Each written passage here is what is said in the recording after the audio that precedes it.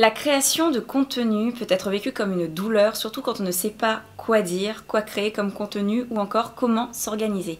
Aujourd'hui dans cette vidéo, je te propose de découvrir comment tu peux t'organiser pour créer ton contenu sur Instagram. Salut, je m'appelle Jenny, bienvenue sur ma chaîne vidéo destinée aux entrepreneurs qui ont un service à proposer en ligne. Sur cette chaîne, tu trouveras des conseils, des astuces sur comment créer du contenu sur Instagram et également sur l'entrepreneuriat. Avant de commencer, si tu es nouvelle ou nouveau, je t'invite à cliquer sur abonner et également sur la clochette pour être averti quand je sortirai une prochaine vidéo. Donc aujourd'hui, nous allons voir comment s'organiser pour créer tes posts Instagram. La première question que tu peux te poser, c'est pourquoi s'organiser? Je prends mon téléphone, je poste et puis basta. En fait, oui, ça c'est valable si tu n'as pas de service ni d'entreprise. Par contre, si tu as un service ou une entreprise et que tu as envie d'utiliser Instagram pour le montrer, pour le proposer, il faut savoir que Instagram, ça fait un bon bout de temps qu'il est déjà sur place. Donc forcément, il y a quand même... de la compétition façon de parler, il y a beaucoup de monde on va dire, et pour pouvoir sortir du lot, pouvoir être vu, il faut avoir des tactiques, il faut aussi avoir une stratégie qui fait que tu seras vu tout le temps. Donc pour être vu, on va dire pratiquement tout le temps, il faut poster pratiquement tous les jours.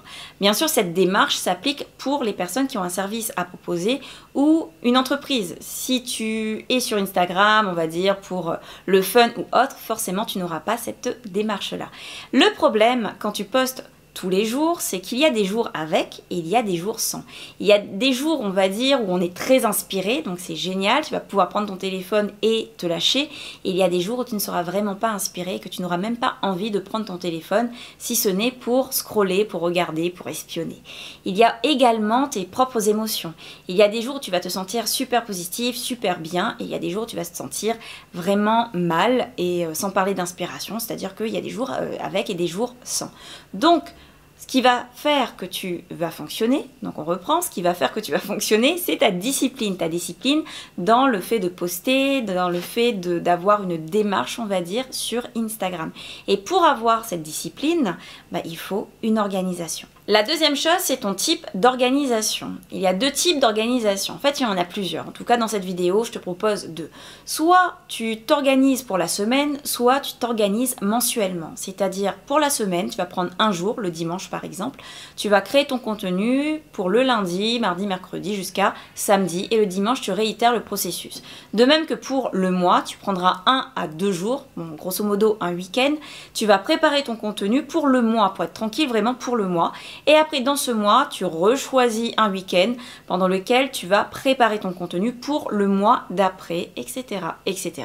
Certaines personnes peuvent s'organiser, on va dire, tous les 3, tous les 4 ou tous les 6 mois, je ne sais pas. En tout cas, moi, je te conseille d'adopter ces deux stratégies. La première pour commencer, si tu n'es pas habitué, et après la deuxième. Pourquoi ne pas faire au-delà de 2 ou 3 mois?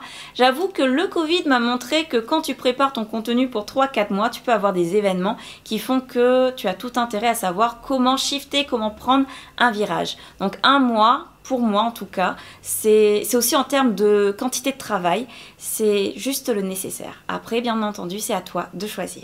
La troisième chose, ce sont quelques prérequis avant d'attaquer l'organisation pour la création de ton contenu. Donc ces petits prérequis, un prérequis, quels sont-ils? Oui, on y arrive. Alors le premier prérequis, c'est à qui tu parles. Donc certaines personnes parlent d'avatar, de persona, ce que tu veux. Moi pour ma part, dans ma formation, je parle de client roi ou de ta cliente reine. Peu importe le nom, à qui tu parles. Plus tu vas savoir à qui tu parles, plus tu vas identifier cette personne et plus tu seras à l'aise à parler à cette personne puisque tes conseils, tes services seront mieux dirigés. Et aussi en connaissant cette personne, tu seras plus à même de connaître ses problèmes, quelles sont ses préoccupations. Et quand tu connais ses problèmes, ses préoccupations, tu commences déjà à savoir vers quel type d'idées, vers quel type de sujet tu vas partager, tu vas parler sur tes réseaux pour pouvoir aider justement cette personne censée être intéressée par tes services. La deuxième des choses, c'est ton domaine. Alors bien entendu, tu as un domaine. Instagram, comme je l'ai dit précédemment, il y a beaucoup de monde, donc on a tout intérêt à se distinguer par rapport aux autres. Et comment on le fait? Par rapport au domaine qu'on choisit. Si tu t'adresses, par exemple, tu veux aider les femmes, c'est trop générique. Tu veux aider les femmes à faire leur budget, là, on commence quand même à avoir, on va dire, un domaine un peu plus spécialisé. Et ce domaine-là, il peut se distinguer en 3 thèmes. C'est-à-dire que dans ton compte Instagram ou sur ton réseau social, tu vas parler, tu vas échanger sur, ou tu vas donner des conseils sur 3 thèmes. 3 thèmes grand maxi. Donc tu as besoin de savoir sur quoi tu vas parler. Pour la gestion, ça va être peut-être le lien avec l'argent, comment budgétiser ou encore comment ramener des sous dans le porte-monnaie tout simplement. Un autre prérequis, c'est au niveau de ton feed. Soit tu as un feed qui est complètement organisé, soit tu as un feed qui est, je dirais pas désorganisé, c'est juste qu'il n'y a pas d'ordre. Alors ce n'est pas mal, il n'y en a pas un qui est meilleur que l'autre, attention, c'est juste, il faut que tu saches si ton feed, tu peux lancer n'importe quel sujet ou n'importe quel, on va dire, visuel, plutôt, n'importe quel visuel. Tu as envie de poster une photo, tu postes, envie de poster quelque chose, tu postes, peu importe le visuel, ou si tu as quelque chose qui est quand même assez ordonné.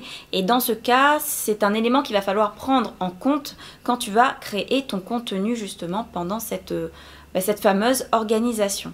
Il y a aussi tes hashtags. Donc ta liste de hashtags, elle est déjà faite au préalable. Si tu as besoin de conseils par rapport justement à Instagram, les hashtags ou autres, je t'invite à regarder cette vidéo. Et sinon, tu dois avoir tes hashtags qui sont prêts, tes listes de hashtags. Au moins, tu n'as pas besoin de refaire la recherche, de repasser du temps à chercher tout simplement tes hashtags. La dernière chose à avoir en prérequis, alors ça c'est plus une petite astuce d'organisation et également, on va dire, qui va t'enlever cette douleur de te poser la question, mais de quoi je vais parler?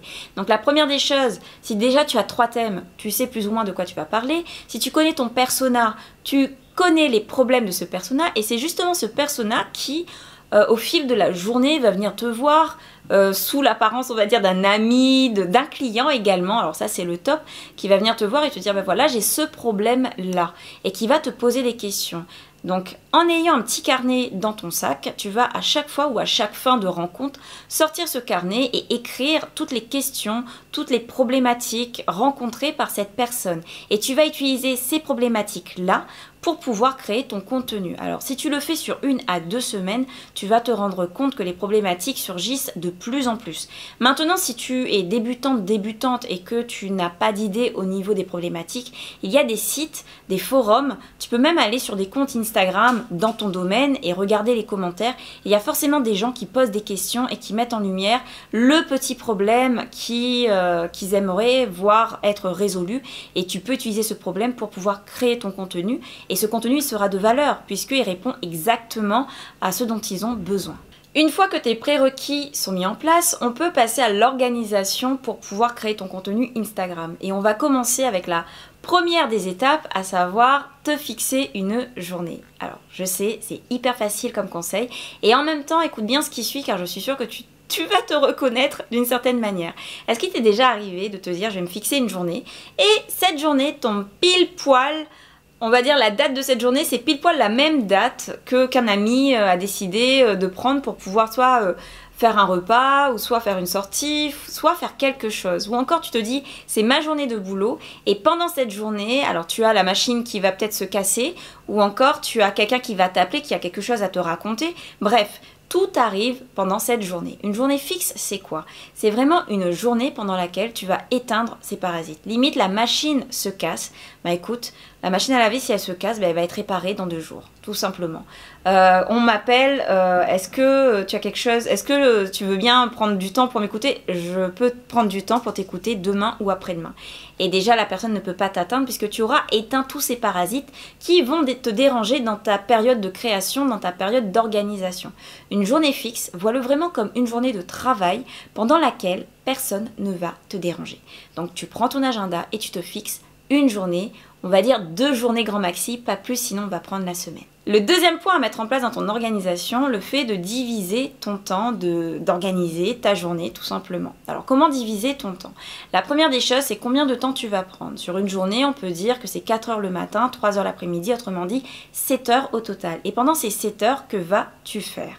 Pour le savoir, il faut savoir ce qu'est un contenu sur Instagram. Un contenu sur Instagram, c'est une idée, un visuel, un texte et des hashtags. On va dire qu'on peut enlever les hashtags puisque tu les as déjà préparés dans tes prérequis.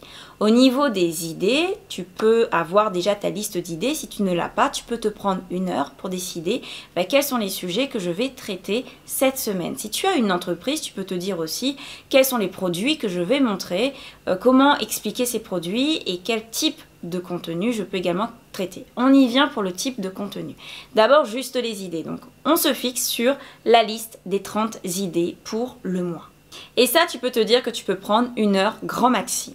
Puis la deuxième étape, ce sont les visuels. Quels sont les visuels qui vont s'accorder aux idées que tu as déterminées? Ça peut être des visuels qui sont écrits ou des photos, des vidéos ou autres. Maintenant, avec le recul que j'ai, il faut aussi prendre en compte l'algorithme d'Instagram ou plutôt ce que Mister Instagram semble montrer, on va dire. Ce qu'il semble montrer, c'est qu'il veut mettre l'accent sur les Reels. Donc tu as tout intérêt à faire plus de Reels que d'autres types de posts. Alors pourquoi je parle ainsi? Parce que au final, si tu peux faire tous les types de posts, ce serait génial. Je sais que ton temps est limité et la création de contenu, surtout si tu n'es pas habitué, ça peut être quelque chose de lourd. Donc en se fixant juste, on va faire 5 Reels dans la semaine, ou si tu veux faire 2 posts par jour, je vais faire 7 Reels et les autres posts, je vais voir ce que j'ai envie de faire ou ce que je peux faire. Donc voilà comment tu peux déterminer. Maintenant, les posts qui pour moi, sur lesquels tu peux mettre l'accent, sont les Reels et les carousels. Les carousels pour proposer tes produits, comment les utiliser, pour expliquer ton service, pour également enlever les objectifs, briser un mythe ou autre. Tout ça, ça va s'accorder en fonction de ce que tu as défini dans les sujets. Vise bien ces 2 types de posts, les Reels et les carousels. Le 4e point, le texte. Alors le texte, ça peut être vécu comme une grosse douleur. Ce qu'il faut savoir, c'est que Instagram, je ne sais pas si tu l'as remarqué, prend des tournures de mini-blog et tu peux mettre du texte. Et quand tu vas mettre du texte, tu vas mettre de la valeur. Alors attention, pas de blabla, puisque au bout d'un moment, les gens se lassent. Il faut quand même mettre de la valeur de telle sorte à ce que dans ce texte, Instagram comprend que tu lui permets d'avoir du contenu. Ce texte, qu'est-ce que tu peux bien raconter? Tu peux raconter tout simplement ton expérience. Il y a 2 critères à garder également en tête pour pouvoir écrire son texte, c'est authenticité et le côté humain. Tu peux raconter ta journée. Voilà, aujourd'hui, qu'est-ce qui s'est passé, quelle est la leçon que tu as retenue ou autre qui pourrait aider, bien entendu, ton audience à avancer. Tu peux également partager, ou plutôt régler ou apporter une solution à un problème que rencontre ton audience. Lui expliquer pourquoi tu n'as pas intérêt à regarder la beauté d'une thé d'oreiller et plutôt la qualité. Pourquoi tu aurais intérêt à créer des bougies ou à mettre des bougies chez toi? Pourquoi tu aurais intérêt à, etc., etc. Donc lui expliquer quel est l'intérêt d'avoir son produit et s'il veut aller plus loin, soit il clique directement sur ton post pour avoir shop et pour pouvoir choper justement le produit, ou soit il vient te contacter pour aller plus loin, pour justement régler ce problème d'une manière un peu plus personnelle en t'envoyant un message. Pour préparer ton texte, il faut quand même que tu aies une petite trame en tête de te dire voilà, il y a une partie où je vais donner de la valeur, un call to action et le côté hashtag, bien entendu. Le 5e point, les call to action, c'est-à-dire les appels à l'action. Moi, ce que je te conseille, c'est d'avoir une liste d'appels à l'action. Alors cette liste, tu peux pas la faire pour l'année. Pourquoi? Parce que peut-être que les produits changent, peut-être que les services changent également, peut-être qu'il y a quelque chose que tu as envie de mettre en place, donc ça va forcément changer. Prenons le cas de quelqu'un qui est infopreneur ou une infopreneuse. Donc peut-être que ce mois-ci, elle a décidé de faire une masterclass, le mois d'après de proposer un produit, le mois d'après de proposer un mastermind, qui sait, ou encore autre chose. Donc en fonction de ce que tu vas faire dans le mois, ça peut être également des appels à l'action pour s'inscrire à une newsletter, pour avoir un code promo, pour également s'inscrire ou voir une nouvelle vidéo YouTube. Donc quelle que soit ton actualité du mois, tu dois préparer une liste de hashtags, oui aussi, une liste d'appels à l'action pour pouvoir les placer dans tes posts, car au moins tu sais que tu vas inviter les gens à aller plus loin. Après, il ne faut pas oublier quelque chose dans les appels à l'action. Pour moi, il y a deux catégories d'appels à l'action et les deux catégories peuvent apparaître sur Instagram. La première catégorie qui invite à l'action sur Instagram, parce que Instagram, il n'a pas intérêt à ce que les gens aillent ailleurs que sur la plateforme ou que sur ton application. Lui, il veut que les gens restent sur l'application. Donc, tu peux leur demander de commenter, leur poser une question, leur dire de partager, leur dire également d'enregistrer pour plus tard, quand ils en auront besoin ou autre, de partager en story, que tu seras heureuse ou heureux de les repartager, par exemple. Donc ça, c'est vraiment pour les inviter à interagir, avoir une dynamique sur Instagram. Et le deuxième appel à l'action, si tu veux aller plus loin, tu peux m'envoyer un message ou tu peux aller directement sur ma bio, il y a plus d'informations. Tu peux cliquer sur le lien pour voir la vidéo ou autre. Donc là, ça c'est un appel à l'action qui est externe, on va dire. Donc deux appels à l'action, garde-le bien en tête. Et la dernière chose qui est déjà faite normalement, ce sont les hashtags. Pourquoi cette action elle est toujours là? Parce que toi tu vas venir compléter en fonction de tes posts. Peut-être qu'il y a un post, comme je t'avais dit, qui parle d'appareil photo, donc il va falloir préciser appareil photo. Donc il faut aussi que tes hashtags pour plaire à Instagram soient en adéquation avec ton sujet, avec ton texte. Si tu es en train de parler du ciel et que tu es en train de faire un hashtag, je ne sais pas, hashtag ventilo ou hashtag j'ai envie de dormir, forcément il n'y a aucun lien. Donc Instagram va dire qu'il y a un décalage et cela risque de jouer contre toi au niveau de la visibilité. Pour reprendre cette organisation, fixe-toi une journée, divise ton temps, travaille sur les visuels, définis tes textes, définis tes call to action, tes appels à l'action et définis enfin tes hashtags. Je te remercie d'avoir regardé cette vidéo jusqu'au bout. Si elle t'a plu, si le contenu t'a plu, n'hésite pas à mettre un pouce vers le haut et à me dire en commentaire quels sont les sujets sur lesquels tu aimerais un peu plus d'informations. Si tu veux apprendre à mieux utiliser Instagram pour ta création de contenu, tu peux déjà commencer en récupérant les 8 étapes clés pour être une ou un Instaboss. Le lien est directement dans la description. En échange, tu seras inscrit à ma newsletter et je t'enverrai des conseils une fois par semaine. Je te souhaite une très belle productivité. Je te dis à la prochaine vidéo.